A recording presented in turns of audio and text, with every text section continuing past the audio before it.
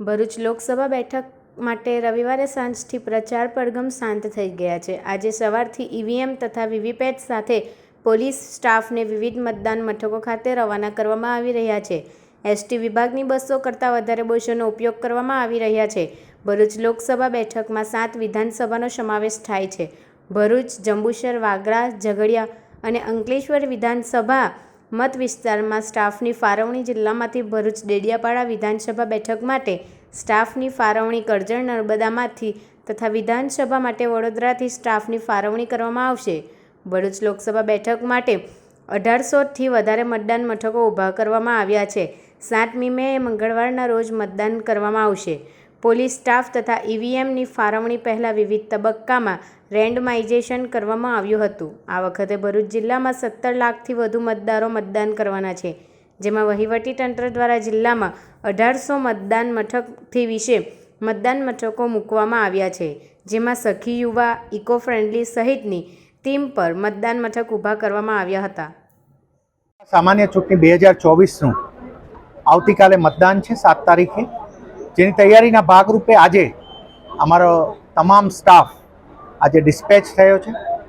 12,000થી વધારે લોકો આખા જિલ્લામાં ચૂંટણીલક્ષી વિવિધ કામગીરીમાં સંકળાયેલા છે, જેમાં presiding duty, assistant presiding, polling officer, સિક્યોરિટીમાં જે પોલીસ સ્ટાફ છે, ઝોનલ ઓફિસર છે, તમામનો સમાવેશ થઈ જાય છે। ભરૂચ જિલ્લામાં ચૂંટણીના અમારા તંત્ર તરફથી એવો એક પ્રયત્ન આ વખતે ખાસ રહ્યો છે કે સ્ટાફને સારામાં સારી તાલીમ આપવામાં આવે અને સારામાં સારી એમની કેર કરવામાં આવે છે। જેના ભાગરૂપે આપ જોઈ રહ્યા છો કે એમના લંચના મેન્યુથી લઈને અમે ચીવટથી કેર કરી છે કે અમારો સ્ટાફ ખૂબ સારી રીતે સચવાય અને એ જ રીતે જ્યારે એમને પોલિંગ પતાવીને રિસીવ કરવા આવે ત્યારે પણ એમની માટે સારામાં સારી વ્યવસ્થા હોય।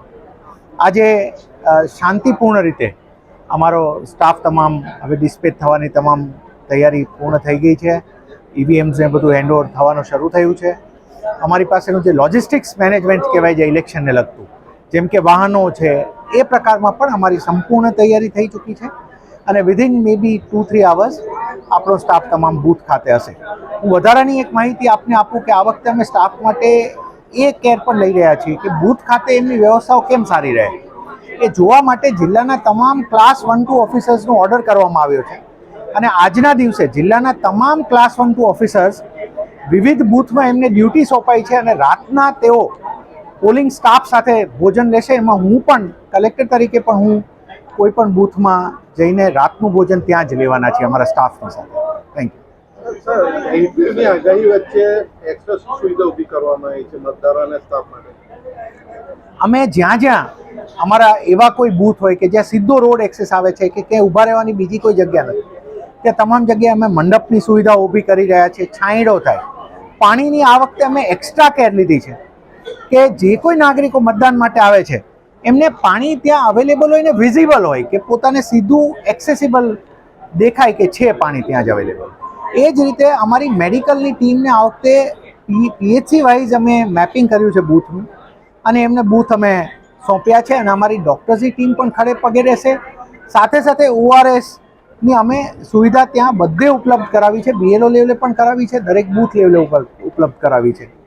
આ રીતે અમે એક પ્રયત્ન કર્યો છે અને જે મોટા બૂથ છે, ફોર એક્ઝામ્પલ ભરૂચમાં 7 આપણા બૂથ એક જ લોકેશન ઉપર આવે છે, તો ત્યાં જ્યાં ભીડ થવાની શક્યતા તે એક્સટેન્ડેડ મંડપ રહે અને પ્લસ એક્સ્ટ્રા સ્ટાફ પણ ત્યાં રહે।